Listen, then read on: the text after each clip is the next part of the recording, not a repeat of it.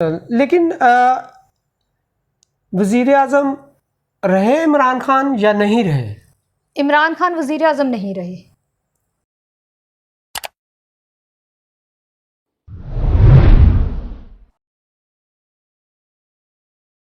अस्सलाम वालेकुम व्यूअर्स, आप देख रहे हैं दी जर्नलिस्ट। मैं हूं ख्वाजा आफ्ताब हसन और मेरे साथ हैं तमसीला चिश्ती।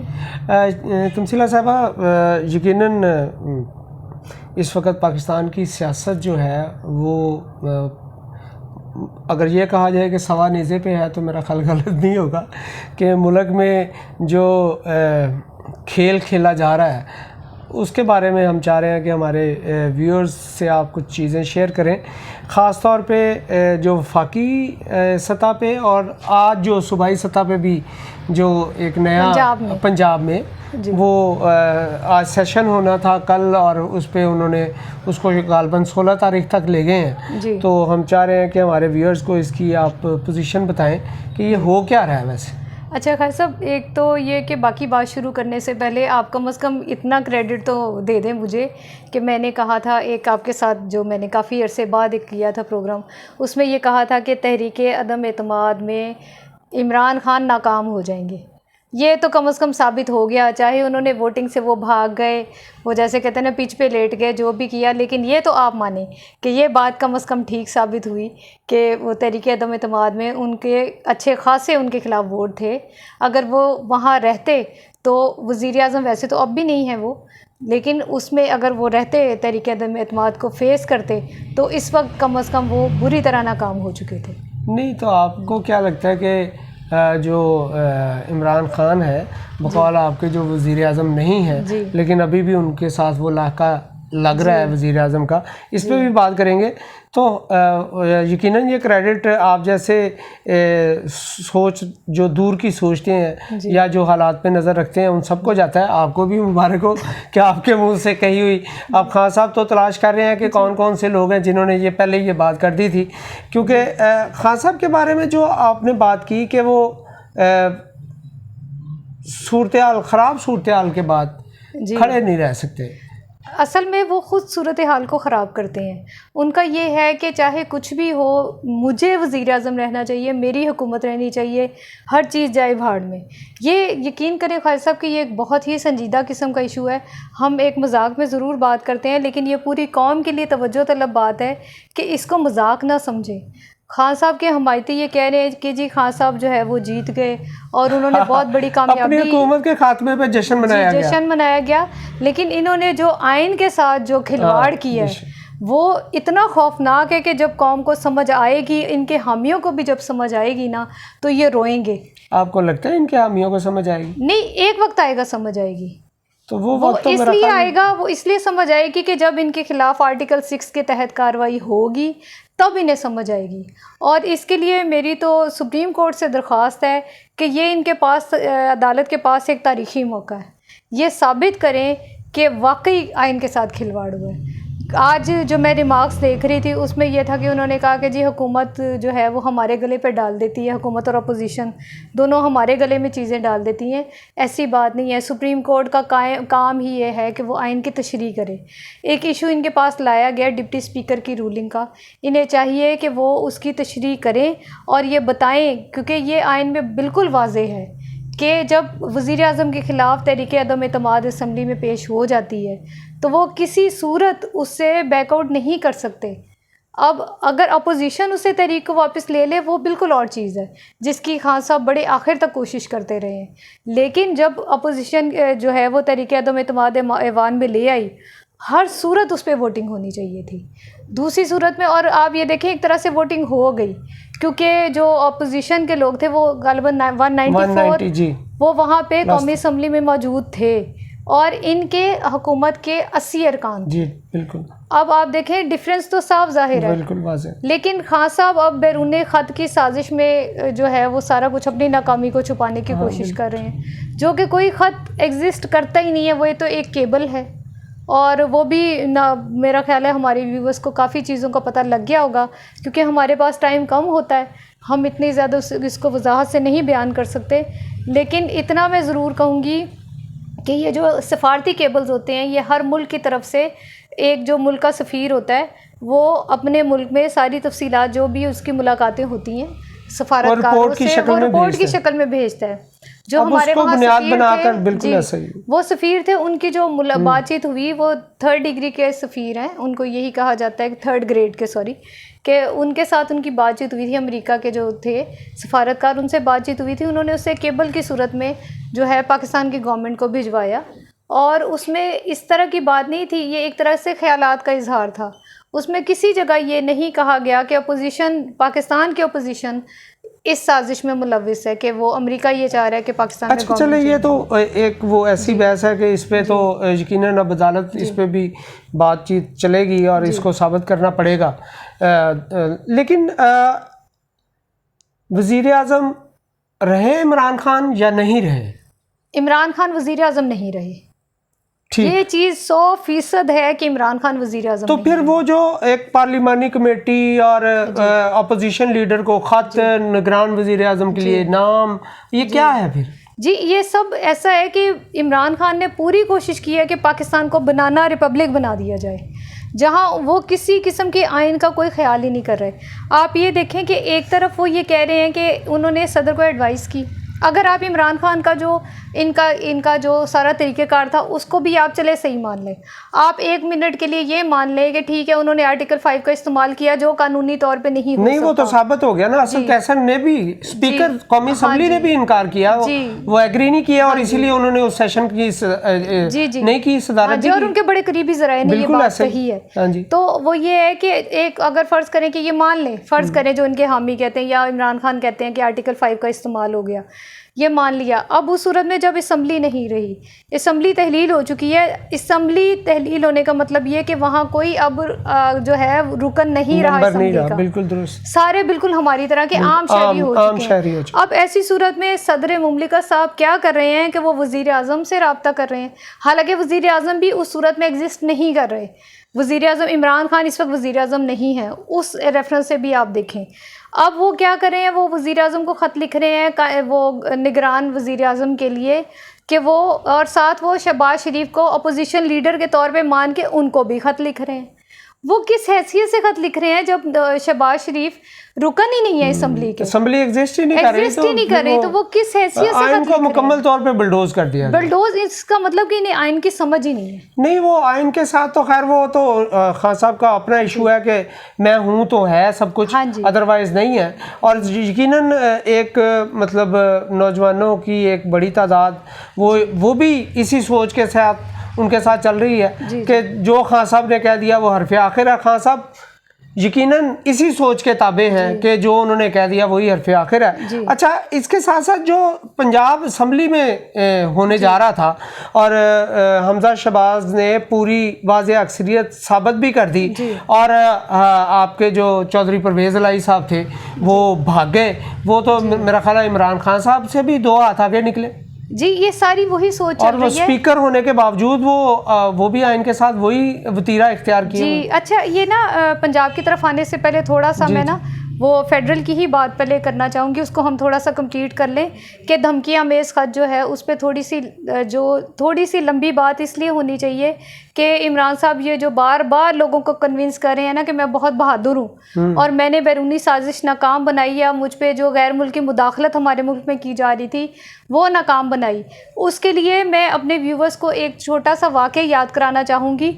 खान साहब कुछ साल पहले ये गए थे मलेशिया, महातीर मोहम्मद जो हैं वहाँ के वज़ीर आज़म, उन्होंने ख़ास तौर पे इनवाइट किया, बड़ी उनसे मोहब्बत की खान साहब से, और इन्होंने वहाँ जाके तजवीज़ पेश की कि इस्लामी मुल्कों का एक ना जो ब्लॉग बनाया जाए और उसकी कॉन्फ्रेंस मुनक़िद की जाए। अच्छा, महातीर मोहम्मद ने और तुर्की के जो हैं तैयब अर्दवान, उन्होंने मिलके ना इनकी तजवीज़ पे वो कॉन्फ्रेंस जो है वो बुलाई यानी मुनक़िद की। खान साहब बैक आउट कर गए। उसकी वजह यह थी कि एक बरादर जो हमारा बहुत बड़ा हमारा मददगार मुल्क है, इस्लामी मुल्क, उसने इनको कहा कि जी उनके जो सरबराह थे, अब मैं ज़ाहिर है कि ज़्यादा तफसील में सरबराह ही कहूँगी, उन्होंने उनको बुलाया और उन्हें मना किया वज़ीर आज़म इमरान खान को कि आपने उस कॉन्फ्रेंस में शिरकत नहीं करनी। अगर आप करेंगे तो जितनी हमने आपको आपने इस्लामी ब्लॉग बनाने की कोशिश नहीं करनी और इसके लिए एक ब्रदर इस्लामी मुल्क जी बड़ा इस्लामी जी उन्होंने इनको धमकी दी। उन्होंने कहा अगर आप गए तो हमारे सारे पैसे वापस करें। मेरा ख्याल है ये तो सबको पता नहीं है कि सऊदी अरब मैं याद करा रही जी मैं याद करा रही हूँ। अच्छा, ये शिकायत इमरान खान ने बाद में जब ये तैयब एर्दवान से, ज़ाहिर है वो महातिर मोहम्मद भी नाराज़ हुए, तैयब एर्दवान भी नाराज़ हुए, इन्होंने जाके उनको बता दिया तैयब एर्दवान को कि जी ये वजह इस दबाव की वजह से मैं नहीं आया। हाँ, इतनी जुर्रत नहीं है। अच्छा जी, महातिर में उन्होंने एर्दवान ने सबके सामने ये प्रेस कॉन्फ्रेंस में बता दिया कि खान साहब जो है वो इस वजह से भागे। तो जिस बंदे की इतनी जुर्रत नहीं है, फिर फ्रांस के सफीर का जो मामला हुआ वो तकरीर सबके सामने है जिसमें इन्होंने ऐलान किया। बड़ी तस्वीरें वायरल हुई वो दीवार फलांगते हुए।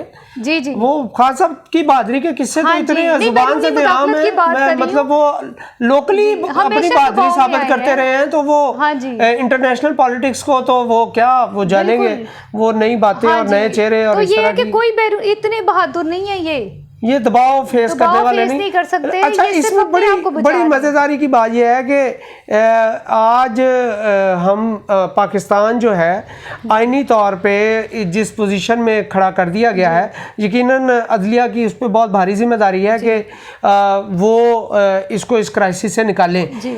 अगर हम पंजाब हुकूमत की बात करते हैं तो परवेज़ इलाही साहब जो शायद ऑलरेडी मुशर्रफ दौर में वज़ीर आला रहे और उनकी वो ख्वाहिश 5 साल बाद भी मुकम्मल करने के बावजूद मुकम्मल नहीं हो सकी और वो दोबारा वज़ीर आला बनने के ख्वाहिशमंद रहे। जब से बुज़दार आए तब से वो मुख्तलिफ पॉकेट से वो चलाते रहे कि इसको ये गैर जिम्मेदार है, ये नाहल है, और जो भी अपने बिल्कुल अब वो बिलाखिर वो इस पोजीशन में आए और उन्होंने बड़ी यकीन दहानियाँ कराई लेकिन इमरान खान को। लेकिन जब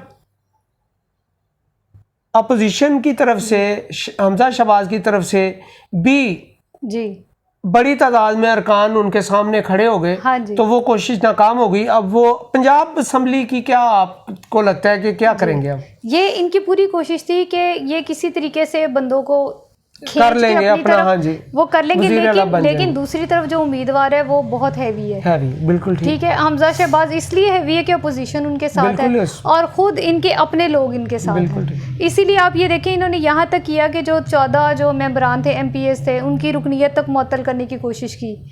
उनका ये था कि ये 14 निकल जाएंगे कि चलो हमारा कुछ मेरी मैनेज हो जाएगा, लेकिन वो मैनेज नहीं हुआ।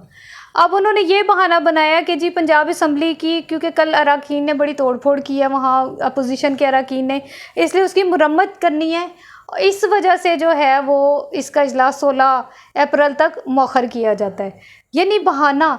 अच्छा, आप ये देखें कि वहाँ मरकज़ में इमरान खान किसको जलील करवा रहे हैं? अटॉर्नी जनरल को, जो जाके वादा कर रहा है कि हर हाल में वोटिंग होगी तहरीक अदम एतमाद के मामले पे। अब यहाँ पे आज ही एडवोकेट जनरल से सुप्रीम कोर्ट के चीफ जस्टिस ने पूछा कल आप कर क्या रहे हैं, क्या कल भी वहाँ इजलास हो रहा है, वज़ीर आला का इंतखाब हो रहा है या नहीं हो रहा?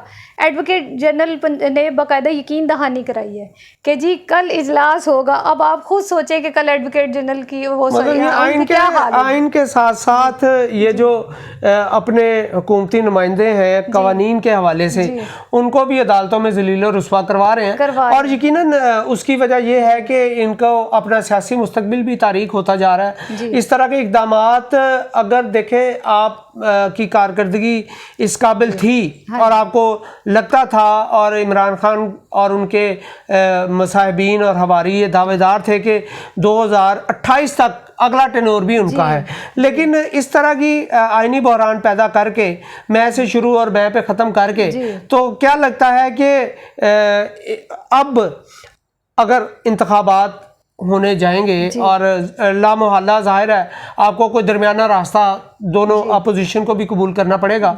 और खान साहब का ख्याल ये है, अच्छा केयर टेकर तो ये इन्होंने हल्फ भी नहीं उठाया, तो ये किस हैसियत से दोनों साहिबान वज़ीर आला भी और वो भी कर रहे हैं? यही तो बात है, इन्होंने आइन को मजाक समझ लिया है।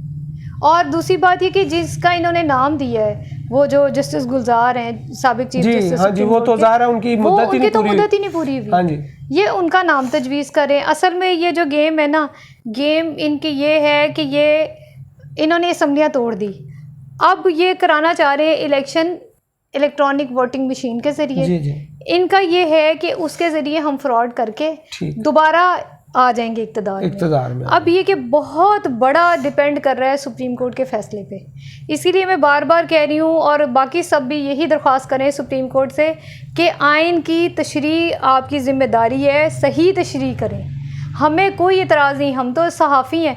यहाँ बहुत सारे ऐसे लोग जो उनके हामी हैं वो यही कहेंगे कि हम हुकूमत के ख़िलाफ़ हैं। हम हुकूमत के ख़िलाफ़ नहीं हैं। दूसरी बात ये कि हम जो कह रहे हैं उस पर एतराज़ात आए हैं, आइनी इक़दाम के ख़िलाफ़ हैं और ज़ाहिर है आइन के दायरे में रहते हुए अगर इमरान खान फेस करते तो शायद ये सूरत हाल इस तरह ना होती। लेकिन ज़ाहिर है वो चूँकि बहुत बहादुर हैं, उन्होंने माजी में भी कई दफ़ा साबित किया, दीवारें फलांग के भी, और बड़े फ़ख्र से अपने किस्से बयान करते हैं कि मैं तो वहाँ भाग गया था। तो यकीनन इस दफ़ा भी वो भागे हैं, बल्कि बड़े बड़े ज़बरदस्त वो सोशल मीडिया पे आए कि वो विकेटें उठा के भाग गए, आखिरी गेंद तक लड़ने वाले जो थे आखिरी ओवर से पहले ही भाग गए। मतलब मैं अपने व्यूअर्स को ये बात कहना चाहता हूँ कि सियासत को सियासत के ज़रिए किया जाए तो मेरा ख्याल है वो ना सिर्फ कौम के लिए बल्कि मुल्क के लिए भी बहुत अच्छी होती है, और ये खिदमत के जज्बे के तहत होनी चाहिए। लेकिन अगर सियासत को बदमाशी के ज़रिए करने की कोशिश की जाए तो वो आइनी बहरान भी पैदा होंगे, कानूनी तौर पे भी मसाइल पैदा होंगे, और हमारी जो कौम है वो जो कई तरह के बहरानों का शिकार है माशी एतबार से, और हमारे जो जोड़ा जा रहा है कि यूक्रेन की जंग में जो खान साहब ने स्टांस लिया उसकी वजह से इनको ये आलमी साजिश, ऐसा कुछ नहीं है। खान साहब ने जो एक ब्रदर मुल्क की फ़ोन कॉल पे लेट जाते हैं, वो यूक्रेन की जंग में उन्होंने क्या किरदार अदा करना था ये। और दूसरी बात खैर साहब जी जी कि ये जो यूक्रेन का हवाला दिया उसका तो आपके अपने आर्मी चीफ ने एक तरह से आपको शर्मिंदा कर दिया, क्लियर कर दिया उन्होंने। उसी कॉन्फ्रेंस में वो जो हमारे वज़ीर आज़म साहब कह रहे हैं कि जी ये जो है वो मेरे खिलाफ बैरूनी साजिश है, अमेरिका ने की है, और उसी कॉन्फ्रेंस में अगले दिन आर्मी चीफ साहब ये कह रहे हैं कि अमेरिका हमारा जो है सबसे बड़ा स्ट्रेटेजिक पार्टनर है और हमारे बेहतरीन ताल्लुकात हैं, और उन्होंने खुले आम रूस के यूक्रेन पे हमले को जारहियत करार दिया है। हाँ जी बिल्कुल ऐसे कि अब ये इमरान साहब तो वहाँ से बैकआउट कर गए। ये तो खैर वो एक नया वो अपनी खारजा पॉलिसी को आज़ाद ये साबित करने की बात की जा रही है कि इसका मतलब ये है कि वो आज़ाद नहीं थी, और वो अगर आज़ाद नहीं थी तो वो किसके ताबे थी, ये हम सब के सोचने की ज़रूरत है। हम सब को इस हवाले से अपनी सतह पे एक ज़िम्मेदार शहरी होने के नाते किरदार अदा करने की ज़रूरत है कि मुल्क में आइन और कानून का एहतराम ही सबसे मोहतरम होना चाहिए, अदारों का किरदार अपनी जगह। लेकिन अगर मुल्क का वज़ीर आज़म आइन को तोड़ता है तो मेरा ख़्याल है उस पर ना सिर्फ अदालतों को कार्रवाई की ज़रूरत है बल्कि पूरी कौम को सोचने की ज़रूरत है कि क्या ऐसा शख्स जिसकी सोच अपनी ज़ात के हिसार से बाहर नहीं निकल पाती, क्या वो मुल्क के लिए कुछ कर पाएगा। अपना बहुत ख्याल रखिएगा। दी जर्नलिस्ट को लाइक करें, शेयर करें, सब्सक्राइब करें। अल्लाह ने के बाद।